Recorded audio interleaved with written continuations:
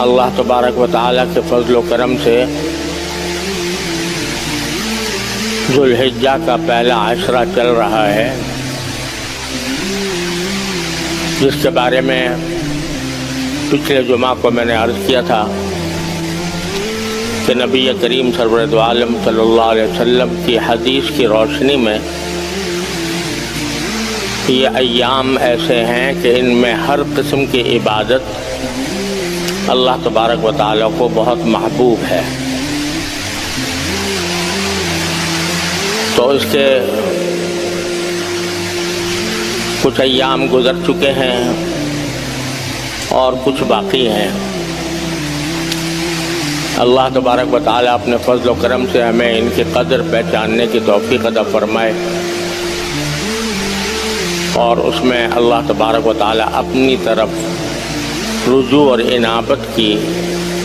سعادت سے ہمیں بہرہ بر فرمائے۔ اب جو دن باقی ہیں ان میں کچھ ایسی عبادتیں ہیں جو ان دنوں کے ساتھ خصوصیت رکھتی ہیں، اور 9 ذی الحجہ کو یعنی منگل کے دن، آنے والے منگل کے دن، اس کو یوم عرفہ ہے ہمارے لحاظ سے، اور یوم عرفہ کا روزہ رکھنا، اس کے بارے میں نبی کریم صلی اللہ علیہ وسلم نے یہ فضیلت بیان فرمائی ہے کہ جو شخص یوم عرفہ کا روزہ رکھے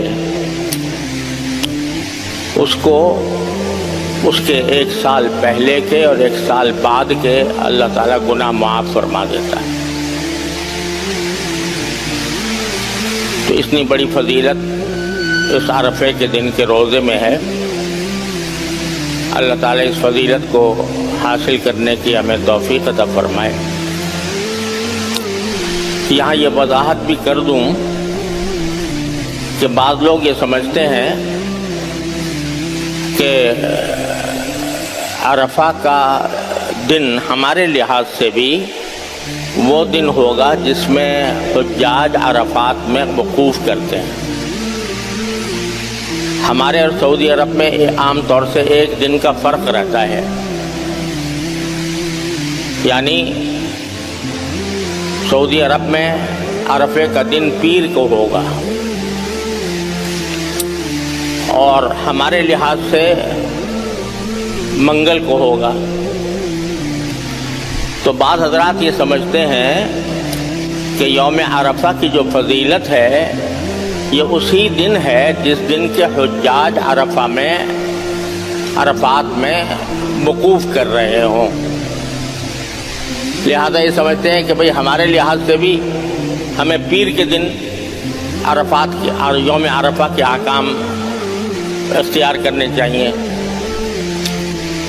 اور کہتے ہیں کہ چونکہ عرفے کی فضیلت اسی وجہ سے ہے کہ اس دن حجاج عرفات میں وقوف کر کے حج کا سب سے بڑا رکن ادا کرتے ہیں، لہذا چونکہ وہ پیر کے دن کر رہے ہیں لہذا ہمیں پیر کے دن کو سمجھنا چاہیے کہ ہمارا یوم عرفہ بھی وہی ہے۔ لیکن یہ بات صحیح نہیں ہے۔ جو چاند کے اختلاف سے جو دنوں میں اختلاف ہوتا ہے دنیا میں، کہ بعض اوقات 1 دن کا فرق پڑ جاتا ہے، تو اس میں شریعت کا اصول یہ ہے کہ ہر جگہ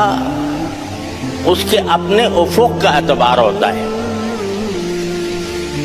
ہمارے افق کے لحاظ سے جس دن 9 تاریخ ہوگی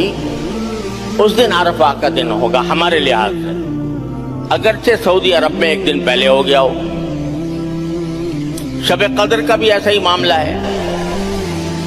کہ شب قدر میں بھی عام طور سے ہمارے اور سعودی عرب میں 1 دن کا فرق ہوتا ہے۔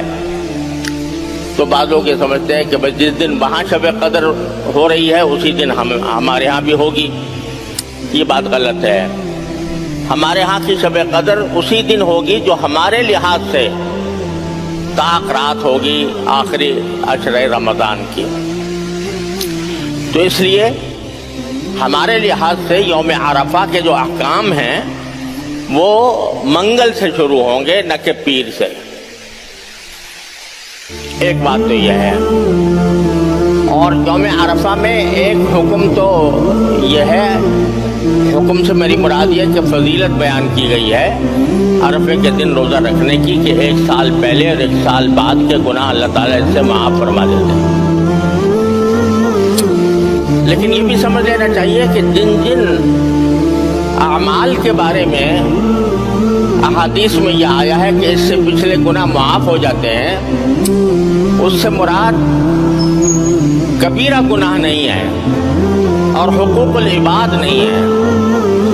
बल्कि जो छोटे छोटे गुनाह हमसे सादिर होते रहते हैं, अल्लाह बचाए, तो वो मुराद हैं कि वो माफ़ हो जाते हैं।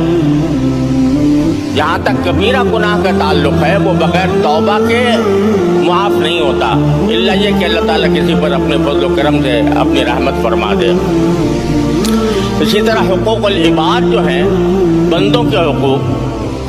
वो भी महज रोज़ा रख लेने से माफ़ नहीं होंगे जब तक कि साहिब हक़ को उसका हक़ न पहुँचाया जाए